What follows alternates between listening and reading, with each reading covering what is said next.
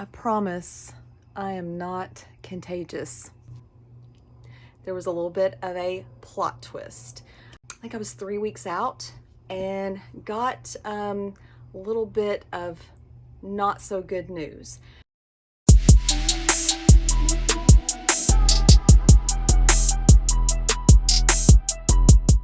Hey guys, so just got off work, about to head home. Today is a rest day, so I'll probably just go home and do like some stretches, some yoga type moves, then make a little dinner. And I think for today's video, I'm gonna talk a little bit about my prep, how I started my prep this season, and just kind of talk a little bit about how my season's gone. So we'll see you in the next clip.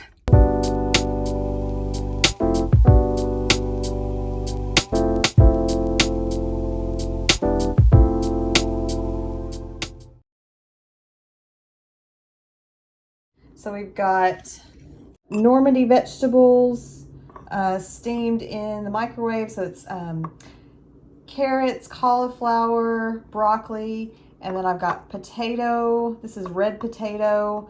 I put lots of seasoning on there, some salt, pepper, garlic, and then I'm gonna put this Laughing Cow light Swiss cheese on it. I'm gonna add some roasted chicken, and then I'll put like some barbecue sauce, and then I'll add my lettuce on top of it for a little crunch and a little texture. Okay, so here's how it's looking with the chicken and barbecue sauce, and then we'll add some lettuce on top of it, and it'll be good to go. I promise I am not contagious. It's just this post-show tan, and it will not come off. I have done tan remover, I have scrubbed, I have exfoliated until I am raw. And yeah, this is I mean, it usually lasts at least a couple of weeks, but this one looks like the worst that I have ever experienced before. So yeah, that's how we're looking. Like I said, not contagious. The hubs is downstairs watching Sunday Night Football. So I am setting up in the bedroom. You should see the setup I have here. It's a little rigged up, but yeah, we're gonna do it. Now I want to talk a little bit about prep. I guess we'll start with kind of off season, going back a little bit before prep. So I did my last show of last season in August, so August of 2021. So it was the end of August, and my feedback from that show, the judges told me, keep going, get your pro card. I didn't get my pro card that show because I did win the overall, but there weren't enough people in my category to qualify it as a pro qualifier. So the judges told me to keep going that season and get my pro card. Go ahead and get like my pro debut out of the way, and then take a long off season. Well, I decided to go ahead and go into off season. I didn't want to do any more shows. I'd already spent a lot of time and money, and I was kind of ready for, I'd already done, several shows that season, and I was just kind of ready to move into off season. There's no guarantee when you go to these shows. There's really no guarantee that there's going to be enough people in your category for it to be a pro qualifier. Now there's a few that are like super pro qualifiers, and those are usually bigger shows that you can go to, but it's really hard to find shows that fit with your schedule, fit with your like region of travel. Like I can only travel so far. It's really hard to kind of coordinate like what shows you want to do. So it had already been kind of a long season, and I was just kind of ready to go into off season, even though, they told me to keep going. So I went ahead and went into off season. So that was the end of August. And so I basically started off season beginning of September. So I did probably about 8 months of off season, just building and, increasing calories, eating at a surplus. I had kind of in my head that I would take an 8-month off season and then do some shows, like start prep in like April or May, and then do shows in August and September. And then I really wanted to go to Worlds. I qualified for Amateur Worlds last year and didn't go. So I kind of made it a goal like, okay, I'll do some shows like August, September, and then try to hang on and do Worlds in November if I qualify, and then take a long off season, like take a full year off, so that I can build some muscle and come back even better. So that was kind of the plan going into the season. During the off season, I gained probably 10 pounds. So over the course of 8 months, I gained about 10 pounds, which is about what I was kind of expecting.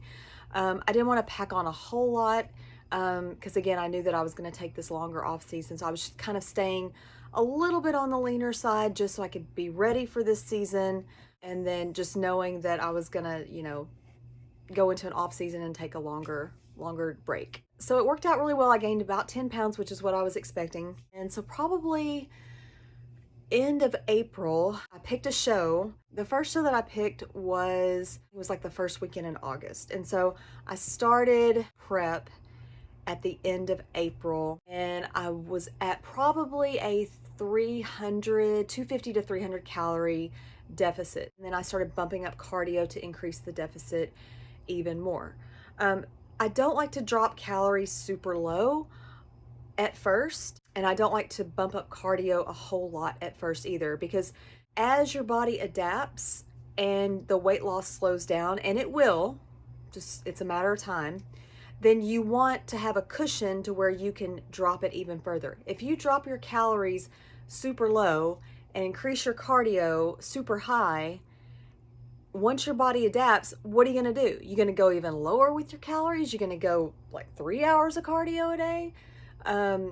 That's just not sustainable. And I think a lot of competitors run into that, where they end up having to drop their calories super low and their cardio is really, really high, and it just gets really difficult for them. So my philosophy is to keep calories as high as possible, keep cardio as low as possible, as long as you're still getting results.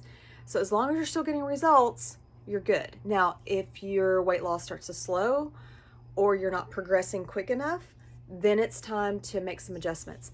So I stayed at that for, I don't know, a few weeks, and I'll get, a pretty big drop at first. And then after a few weeks, it starts to slow down. Don't panic. Weight loss is not linear.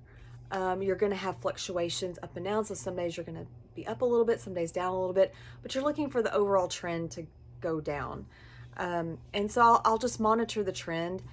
I have a really cool app called the Happy Scale app. It's really good. It kind of smooths out those fluctuations up and down, those daily fluctuations, and just gives you a better idea of how you're trending. Are you trending up, down? Are you maintaining? I'll monitor that, and if I don't really see any results, if I'm not seeing like weight loss, I'll give it a few more days, and then it's time to drop the calories a little bit more and increase cardio a little bit more. So yeah, so then I changed up my cardio and started incorporating something that I started last season, which is the stubborn fat protocol. Shout out to Lyle McDonald.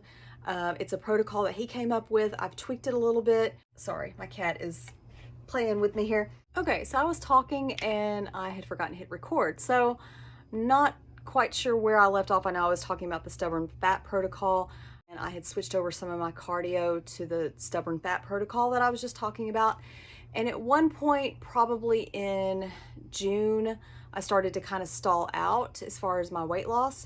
And so, I did some refeeds. If you're not familiar with a refeed, what it is, it could be a day or 2 days or 3 days where you bring your calories back up to maintenance or approximate maintenance. And what this does, it just kind of gives you a break psychologically. It just makes you feel a little bit better. Sometimes your body's really stressed being on a diet.